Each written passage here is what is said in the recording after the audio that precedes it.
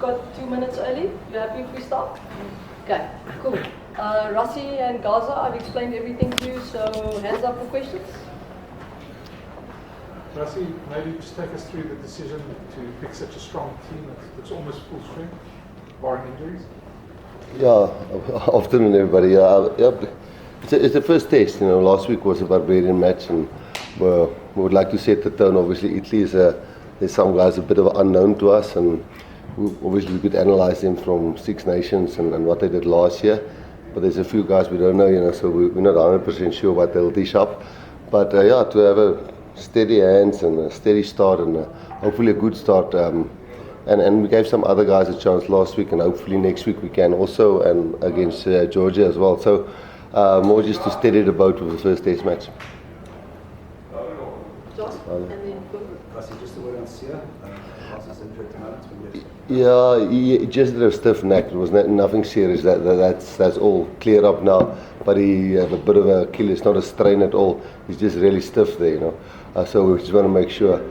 Overall, most of the players, I don't think there's a player that will play more than 8 or 9 matches for us this year. So, rather make sure that Achilles is 100% ready. But it's nothing serious. The scans, everything shows clear. So we just careful with him. Rassie, just confirm, Jesse is still the captain? Yep, Jesse and Eben vice captain. Yeah. Is the decision to keep to give the job to Jesse or stay with Jesse? Keeping in mind that you have Eben as an source.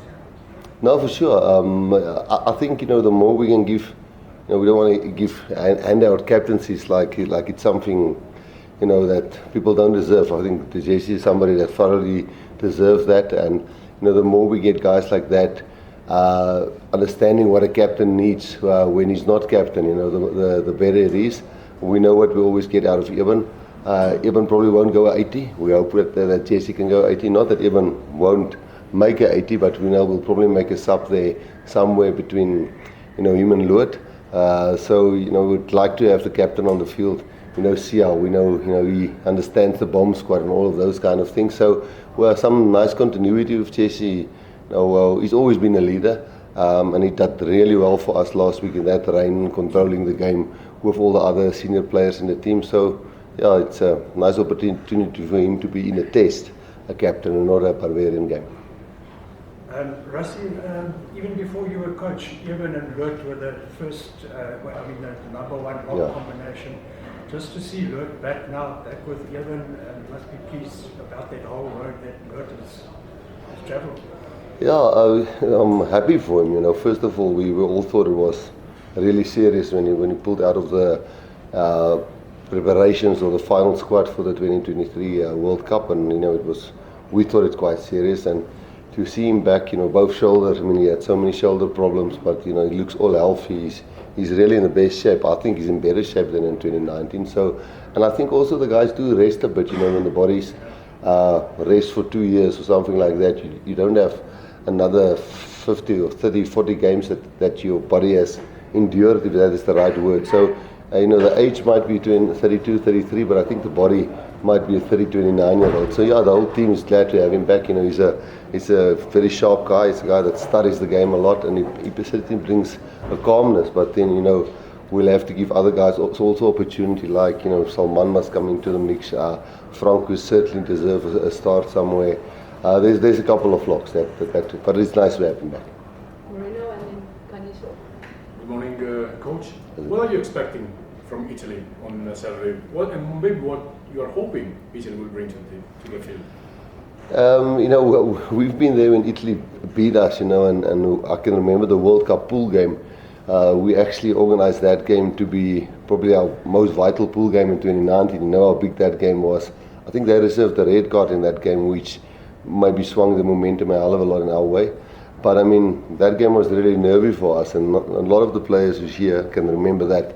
And then since Quesada has taken over, the new coach, he certainly has brought a lot of simplicity to their game. Where they were always, I don't know if that's the right word. They were always a very flamboyant team that ran from everywhere. And I think last year was one of their best years. The year before last year, last year was one of the best years that they had. They had quite a good year, and I think the first 2 games in Six Nations, they really manned up. I think because they only have 2 clubs to pick from, they sometimes run out of players. They only have 2 clubs really in URC that they can pick from. But the way they played in those first 2 games, we're expecting passionate, like you always are, physicality to a point that we must handle that, and a really structured, good kicking. I wouldn't say conservative, but it's not the Italy of 2-3 years ago. It's a really well-structured team, I believe. Thank you. Rassie, are you just able to take us through, outside of CSE, are you able to take us through the other immediate injury concerns in the team? Yeah, I don't have the list here, but I'll go through my head. I actually just spoke to Tux in Tunu, just on the phone before I came in, and we thought there was going to be a 6-7 week injury, but it's looking good for him. Obviously, we got Boan in for cover there. Then, Frans Malherbe is definitely out for the season. Jean Klein, 6 weeks, knee, definitely 6 weeks. The way Munster will obviously give more clarity on that. It's their player, but he's got a knee injury, which we think it will be at least 6 weeks. Sia next week back, I think. Jean-Luc is just, I said it once of other player earlier this year, and I got it wrong, but his wife is giving birth this weekend, so that's why Jean-Luc is going back. Then Grant Williams next week. Fly-offs all good. Center, nobody injured. Mapimpi next week ready with his hamstring. Yeah, I think I've covered everybody. Is there somebody I missed? Peter Steff next week ready. Lucanio will only be in the rugby championship. Rugby championship. Great. You sort of answered the question with Peter Steff not available for this week, but obviously Vincent did really well last week, and you've given him the opportunity at number 7. Yeah. I suppose you could have gone to Franco Mostert or someone like that. Was that a reward for last week's performance? Yes, and last week was a barbarian match. There's not a lot of guys that's getting capped this weekend, but there's certainly, Krappies hasn't got a lot. The only other test match, I'll get to Vincent now. The other test match Krappies has played was in the rain, and then it was against Australia, I think.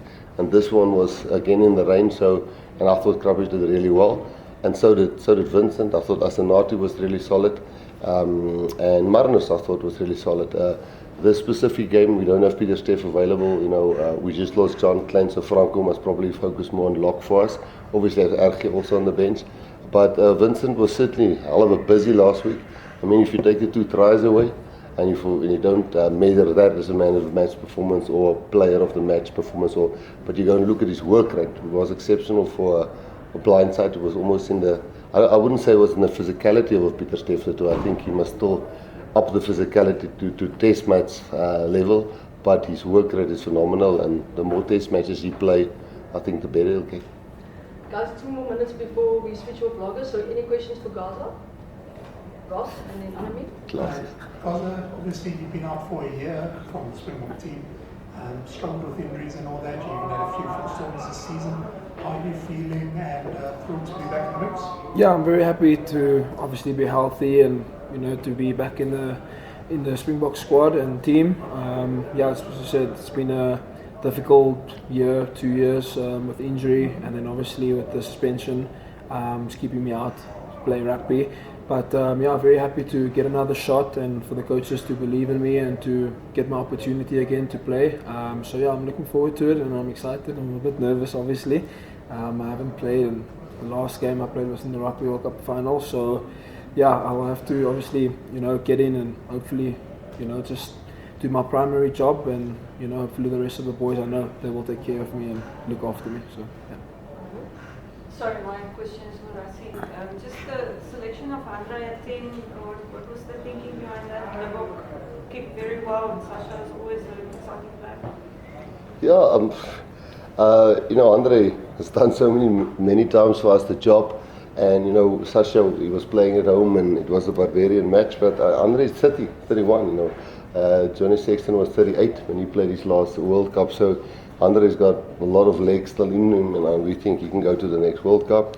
Mane is there, so we'd like to rotate those three as much as we can, and Gaza is covering 10 for us on Saturday with the 6-2 split.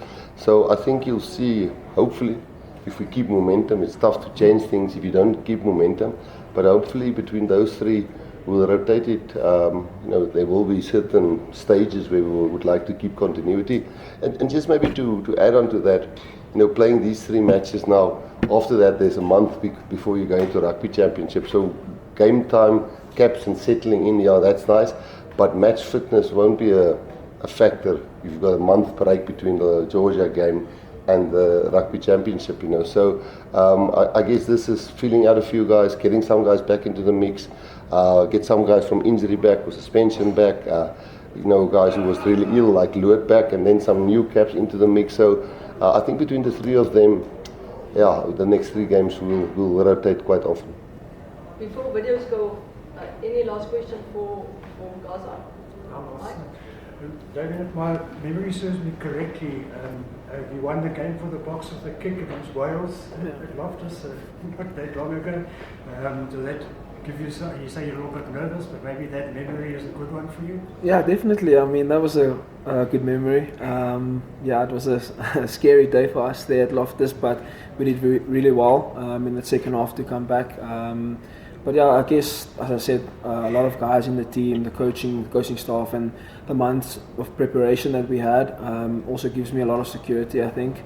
I think as soon as I probably get out onto the field and touch the ball in the first touch and probably sing the national anthem, I'll probably get into it and forget about the nerves and settle a little bit. But yeah, I mean, you are playing for the Springboks and for the national team, so it does come with a little bit of added pressure, but yeah, it's something I'm looking forward to as well. And as I said, I've got great outside backs and experienced guys in the team that will look after me.